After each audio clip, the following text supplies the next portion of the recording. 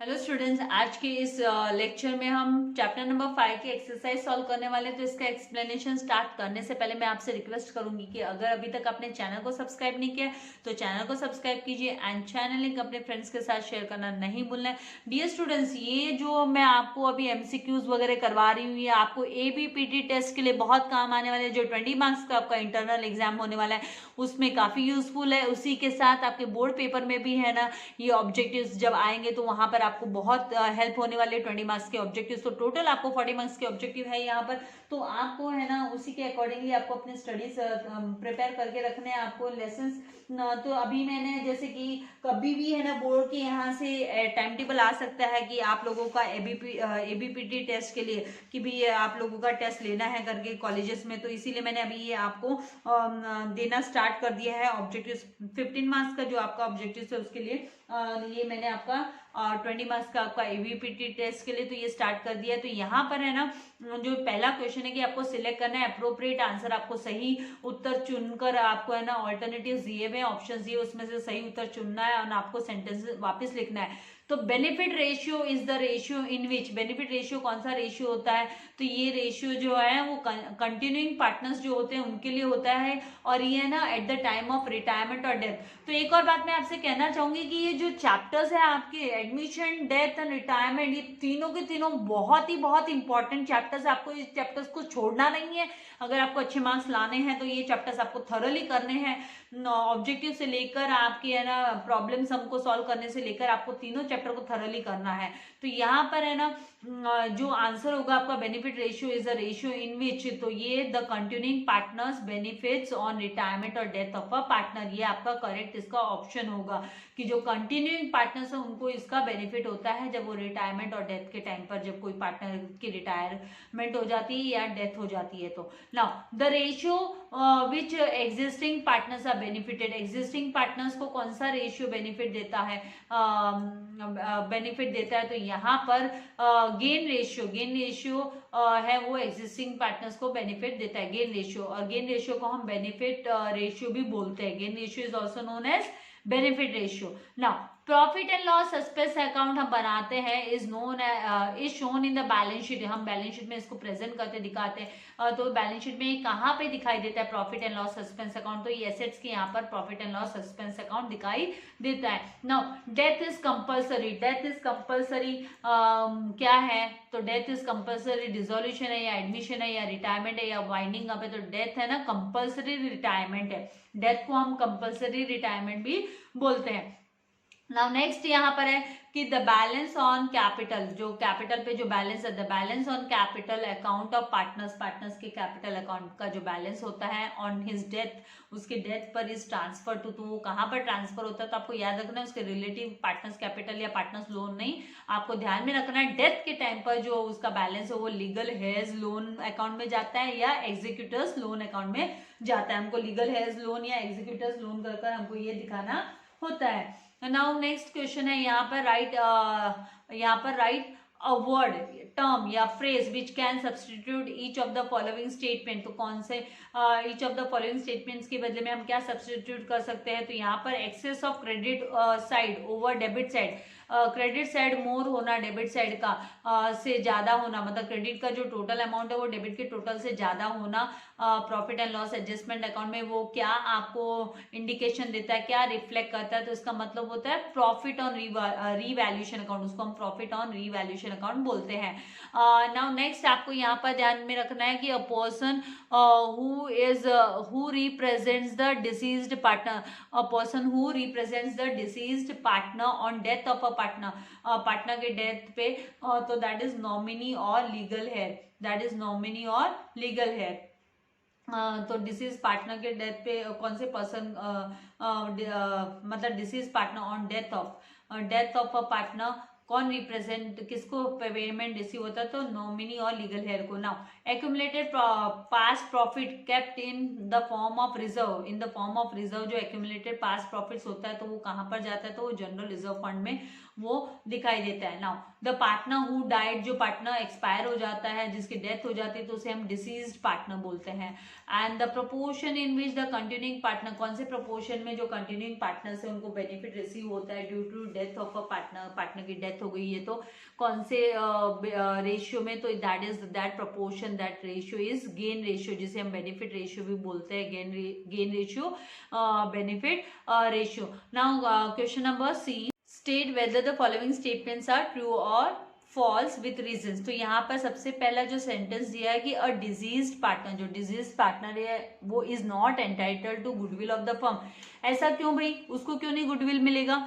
Goodwill तो पहले से जो रेपुटेशन कमाई होती है वो होती है ना, तो जब डिजीज पार्टनर मतलब जब उसकी डेथ हुई तो उसके पहले का जो भी रेपुटेशन फर्म ने अर्न किया है वो उसके प्रेजेंस में किया गया है, तो उसको भी हिस्सा मिलेगा। इसीलिए ये जो स्टेटमेंट है ये गलत हो जाता है। तो यहाँ पर हम लिखेंगे कि अबव स्टेटमेंट इज फॉल्स, और इसका कारण लिखेंगे कि a deceased partner is entitled, उसको भी हक है पाने का गुडविल का हिस्सा, to all the benefits of the firm, सारे के सारे जो बेनिफिट्स है, ओल्ड जनरल रिजर्व वगैरह हो गया, एक्यूमुलेटेड प्रॉफिट हो गया, सब including goodwill up to the date of his death, तो उसकी डेथ की डेट तक उसको ये रिसीव होने का उसको पाने का हक है। नाउ सेकेंड यहाँ पर क्वेश्चन है कि a deceased partner is entitled to his share for general reserve, तो ये ट्रू है। जैसे मैंने आपसे कहा एक्यूमुलेटेड प्रॉफिट रहने दो, रिजर्व फंड रहने दो, जनरल रिजर्व रहने दो, तो इसमें हिस्सेदार रहता है, उसकी हिस्सेदारी होती है। तो अबव स्टेटमेंट इज ट्रू क्योंकि a deceased partner is entitled to all the benefits of the firm including general reserve up to the date of his death. तो इस तरीके से आपको लिखना होगा। नाउ नेक्स्ट थर्ड क्वेश्चन है कि इफ, अगर मान लीजिए गुडविल इज रिटर्न ऑफ करना है, disease partners capital account is debited, तो क्या पार्टनर्स कैपिटल अकाउंट को हम डेबिट करते हैं क्या? हम तो गुडविल अकाउंट को, यहाँ पार्टनर्स को हम तो ना डेबिट करेंगे, तो ये गलत है।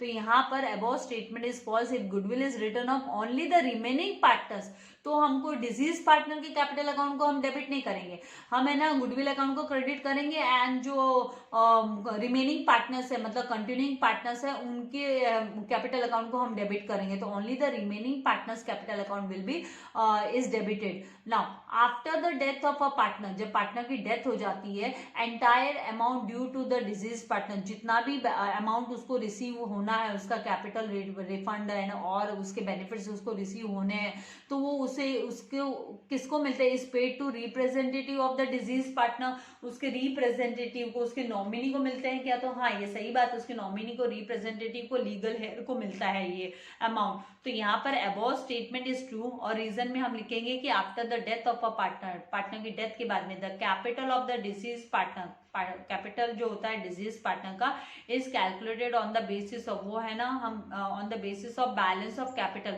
बैलेंस ऑफ कैपिटल के हिसाब से हम उसको कैलकुलेट करते हैं ऑफ द डिजीज्ड पार्टनर, जो कि हमें ना जो दिखाई देता है शोन इन द लास्ट, जो लास्ट बैलेंस शीट है उसमें वो हमको दिखाना होता है, in the last balance sheet calculated on the basis of the capital of a deceased partner shown in the last balance sheet में जो दिखाई देता है उसके हिसाब से। नाउ यहाँ पर शेयर ऑफ प्रॉफिट और loss on revaluation, then general reserve up to the death, तो ये सारे के सारे अमाउंट्स के कैलकुलेशंस हम करते हैं, and the amount is then paid to the legal representative, legal heir को, लीगल रिप्रेजेंटेटिव को या फिर नॉमिनी को मिल जाता है, डिजीज पार्टनर के नॉमिनी को। नाउ नेक्स्ट जो है वो है फॉर रिकॉर्डिंग द प्रॉफिट और loss, profit and loss record करने के लिए up to the date of death, death की डेट तक profit and loss appropriation account is operated, तो ये फॉल्स है। Profit and loss appropriation account हम नहीं बनाते हैं, हम उसके लिए profit and loss suspense account बनाते हैं।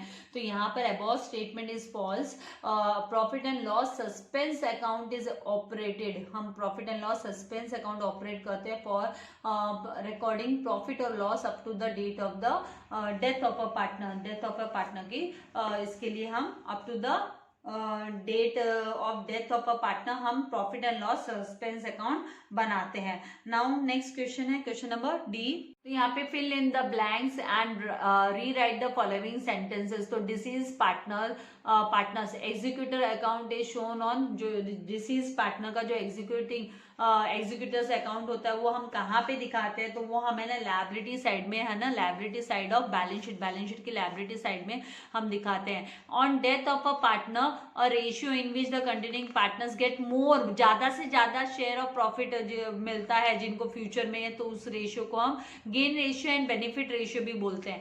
Now disease partner share of profit, disease partner का जो शेयर ऑफ प्रॉफिट होता है उसके डेथ के बाद का, तो वो कहाँ पे दिखाना होता है हमको, तो that we show on the asset side of the balance sheet. Asset side में बैलेंस शीट के हम दिखाते हैं शेयर ऑफ प्रॉफिट जो उसका होता है up to the death. Now benefit ratio is equals to, benefit ratio is equals to क्या होता है, न्यू रेशियो माइनस हमको ओल्ड रेशियो लेना होता है। Benefit ratio is equals to new ratio minus old ratio. Now next यहाँ पर जो नेक्स्ट दिया है वो है इसको लेकर की गुडविल। तो व्हेन गुडविल इज रेज, जब गुडविल को हम रेज करते हैं एट इट्स फुल वैल्यू पे रेज्ड होता है and it is written off, और जब हम रिटर्न करते हैं तो dash account is to be credited, तो कौन से अकाउंट में हम क्रेडिट करते हैं, तो हम उसको गुडविल अकाउंट में क्रेडिट करते हैं। जब उसको रेज करना है एंड रिटर्न ऑफ करना है तो हम उसको कौन से अकाउंट में हम उसको दिखाते हैं, तो हम गुडविल अकाउंट में उसको क्रेडिट करना होता है हमको। तो इस तरीके से ये वाला जो है आपको फिल इन द ब्लैंक्स पे आपको ध्यान देना है, इस तरीके से फिलअप करने हैं आपको कंप्लीट। नाउ अभी हम नेक्स्ट मूव करेंगे क्वेश्चन नंबर ई पर। तो यहाँ पर answer in one sentence only, जिसमें कि पहला क्वेश्चन है कि what is gain ratio, gain ratio किसे बोलते हैं, तो द रेशियो, जो ratio in which continuing partners का जो रेशियो है जो एक्वायर करते हैं वो रिसीव करते हैं the retiring partners share is called gain ratio. तो यहाँ पे है ना retiring partner and disease partner हम बोल सकते हैं। यहाँ पे जो डेथ है उसको हमें ना परमानेंट, वो एक तरीके से वो है ना जो डिजीज पार्टनर है या जिसकी डेथ हो गई है तो उसके बाद में जो रेशियो बच जाता है, जो रेशियो मतलब उसका जो बेनिफिट है वो किसको रिसीव हो जाता है, कंटिन्यूइंग पार्टनर्स को रिसीव होता है। नाउ यहाँ पर next in which ratio general reserve is distributed on death of a partner. तो जनरल रिजर्व जो डिस्ट्रीब्यूट होता है वो तो है ना among all the partners in their profit sharing ratio, जो उनका ओल्ड प्रॉफिट शेयरिंग रेशियो होता है पहले से, जो उनका प्रॉफिट शेयरिंग रेशियो होता है उसी में है ना हम डिस्ट्रीब्यूट करते हैं जनरल रिजर्व सारे के सारे पार्टनर्स को, जो पहले से ही ओल्ड प्रॉफिट रेशियो बना होता है।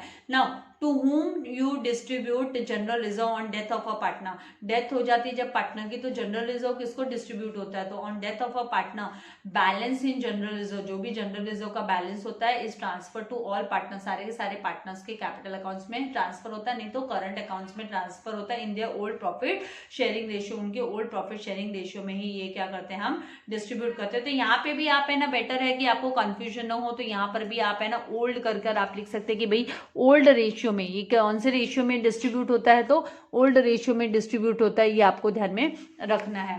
नाउ नेक्स्ट हम मूव करेंगे क्वेश्चन नंबर 4 पर।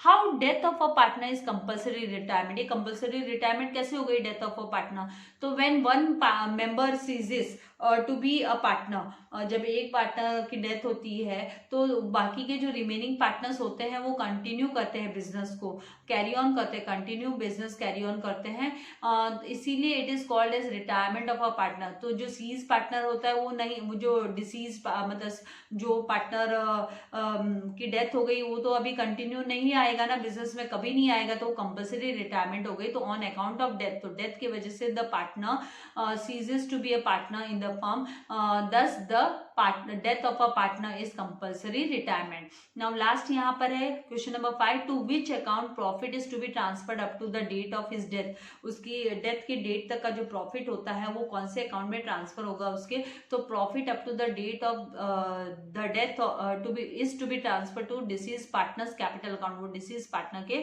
कैपिटल अकाउंट में ट्रांसफर होगा। तो इस तरीके से आपको ये है ना एक्सरसाइज कंप्लीट करनी है, आपको नोट डाउन करना है, एटलीस्ट वन टाइम आपको प्रैक्टिस करनी है बोर्ड के पहले ये सारे है ना ये ऑब्जेक्टिव काइंड के क्वेश्चंस की भी तैयारी कर लेनी है। बोर्ड के पहले ही नहीं, आपको अभी जल्दी ही है ना इसकी भी अपडेट मिलने वाली है, कॉलेजेस को डेट मिलने वाली है कब आप लोगों का ABPT टेस्ट जो एप्लीकेशन बेस्ड जो टेस्ट जो लेना है, इंटरनल जो लेना है 20 मार्क्स का, वो कब होने वाला है।